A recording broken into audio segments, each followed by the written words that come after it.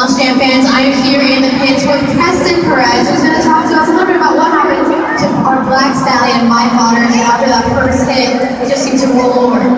Yeah, we were riding some problems in the first few shows of the tour, and we just really wanted to go out there and lay down an awesome run for you guys. And unfortunately, over-rotated and rolled over trying to put on a good show, and sometimes it happens, but we get back together. Stephanie, what kind of repairs and how long do they take going from show to show in situations like this after freestyle? This situation won't be as bad because it was a light rollover, so most likely we'll just have a bodywork to fix. But we did go out